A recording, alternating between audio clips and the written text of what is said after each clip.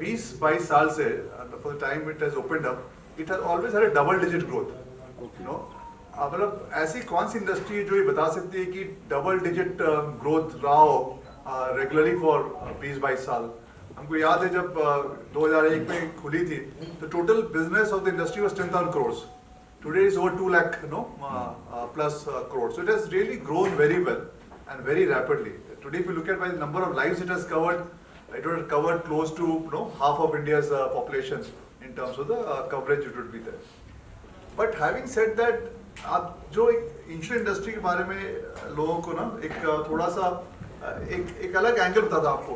Do you realize that stock market का रफली 9% पैसा इंश्योरेंस इंडस्ट्री का है. इंफ्रास्ट्रक्चर में जो गवर्नमेंट स्पेंड करती है 40% पैसा इंश्योरेंस कंपनीज का है. No whatever you see infrastructure development happening in the country, 40% of that money is insurance money.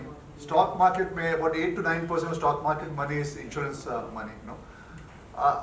Let me give you one more example. जैसे कभी भी कोई कैलामिटी आती है, अगर किसी भी जगह पे, हमको याद है जम्मू एंड कश्मीर में 2014 में फ्लड्स आए थे, हमारा वहाँ पे मार्केट शेयर 50% था, 50% मार्केट शेयर था. हमने कुछ 1200 करोड़ रुपए 3-4 महीने में डिस्ट्रीब्यूट किया था. पूरी मैकेनिज्म गवर्नमेंट की भी इतना जल्दी इतना पैसा घर घर तक ना नहीं डिस्ट्रीब्यूट कर पाती है.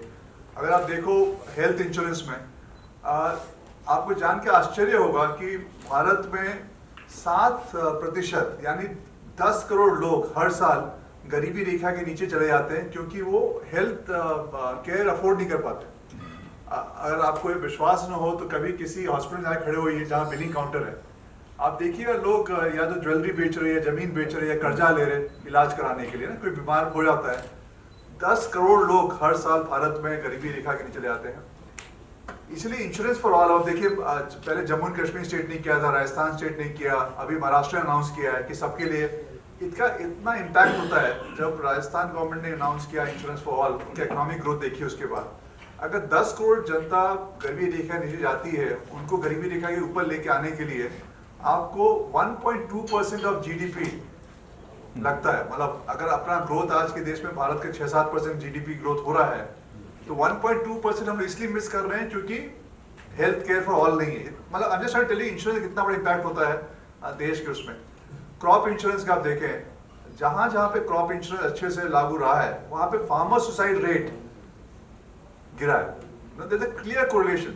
जहां पे अच्छा फसल बीमा इम्प्लीमेंट हुआ है, वहां पे फार्मर सुसाइड रेट गिरा है. तो हम लोग इंश्योरेंस को जो study on it that actually I have put it together, and you can also take up the farmer suicide rate and look at crop insurance. It is publicly data available. You will see a correlation.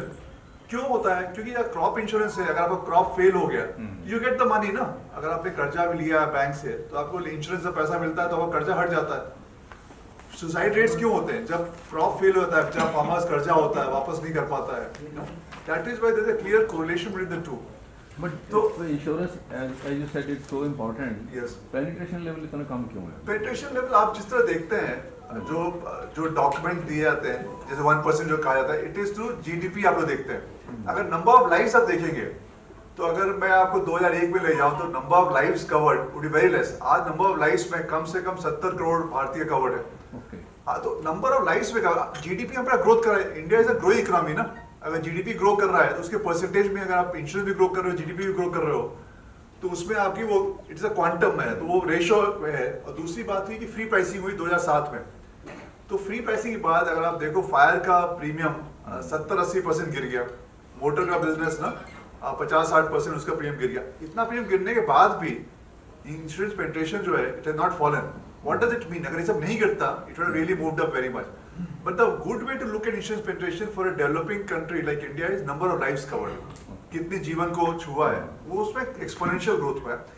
It is not yet done. अभी जो हमारे IDH के chairman है, he is very clear कि we have to insure every Indian, by 2047 is the target that he has mentioned.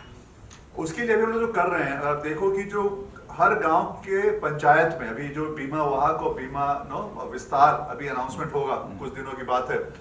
हर गांव के पंचायत में lady entrepreneur को बीमा वाहक के रूप में अभी उसके आईडी में आएगा, तो 2,75,000 वो होंगे. और एक प्रोडक्ट है जो कॉम्बिनेशन है हेल्थ का लाइफ का और जनरल इंश्योरेंस का एक कॉमन प्रोडक्ट रहेगा जो हर जगह बेचा जाएगा। तो पेनिट्रेशन की जो इशू है वो ये है कि हर जीवन को टच करना है। क्यों? उसका इम्पैक्ट इतना बड़ा बनता है ना, गरीबी रेखा से रोकते हैं, सुसाइड रुकता है। तो आदमी ऐसे कोरिलेशन अगर देखे, एक और आपको इंटरेस्टिंग डेटा देता हूँ क्योंकि आप लोग जर्नलिस्ट हो, you will actually enjoy listening to this.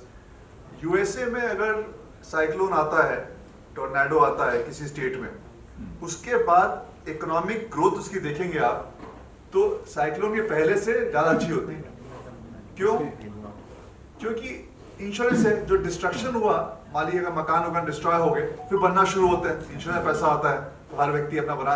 जब कंस्ट्रक्शन शुरू होता है, एम्प्लॉयमेंट जनरेशन होता है, इकोनॉमिक एक्टिविटी बढ़ती है, इकोनॉमिक ग्रोथ बढ़ता है। भारत में क्योंकि अगर अभी जो अपना जैसा भी उत्तराखंड हुआ या जो अभी आप देख रहे हैं जो डैमेज हुआ है, उसके बाद जो स्टेट है वो थोड़ा उसकी इकोनॉमिक ग्रोथ कम हो जाती है। क्योंकि अगर पूरा इंश्योरेंस होता तो उतना पैसा अगर वहां पहुंचता तो इकोनॉमिक ग्रोथ अपने आप बढ़ती थी। इंश्योरेंस का जो रोल है देश के प्रगति में या जो डेवलप्ड नेशन उनका आप स्टडी करेंगे उसके मुकाबले, अब किसी डेवलप्ड नेशन में देखिए हेल्थ केयर फॉर ऑल होगा, आपकी कैटास्ट्रोफिक लॉस के खिलाफ अच्छा इंश्योरेंस होगा। क्रॉप इंश्योरेंस भी आई थिंक यूएस में भी 60-70% कवरेज उनकी हो गई है, पहले 20-25% थी, भारत के अभी 20-25% है कवरेज, 70 तक पहुंच गई है। सो एक सोशल जो उसका पावर है इंश्योरेंस का, सरकार के साथ मिलकर अगर वो किया जाए, it will be very so काम हो रहा है उस पर, to reach out to every household, no, and these announcement will come to you. I think is a question of time. मेरा सोचना है कि 1-2 महीने के अंतर्गत ना यू हियर दिस अनाउंसमेंट। आप बीमा वाहक, बीमा विस्तार जो बता रहा हूँ आपको, जो काम Conversely, we can तो say आज that- आप यहाँ क्या लॉन्च करने आए हैं उसके बारे में थोड़ा सा तो हम जो अभी सोच रहे हैं, जो अगर विजन है कि हर गांव तक पहुंचना है, तो हमारा जो एक पर्पस ये है कि एक जियो हमने स्टार्ट किया है 1000 लोकेशन पे खोलने का। तो हर जहां पे भी हमको लगता है कि एक हब एंड स्पोक, जैसे अगर बड़े शहर थे, छोटे शहरों में ना उनका एक सेंटर खोलना है, उससे आगे एक स्पोक खोलना है, और जैसे हर ग्राम पंचायत अगर पहुंचना है तो उसका एक है। तो हम अब हर पूरे देश में एक कोशिश ये कर रहे हैं कि हाउ डू एक्सपैंड डिस्ट्रीब्यूशन। हमारी कंपनी को 22 साल हो गया, 14 करोड़ कस्टमर हमारी कंपनी के हैं, ऑर्गेनिकली ग्रो हमने किया है। 14 करोड़ कस्टमर मतलब आप समझो कि भारत के हर चौथे घर में Bajaj aliens generation company present है ना। 14 करोड़ कस्टमर आप देखोगे, हाउस होल्ड में डिवाइड करोगे। हमारा एम्बिशन ये है कि हमको भारत के हर घर में पहुंचना है, यू नो।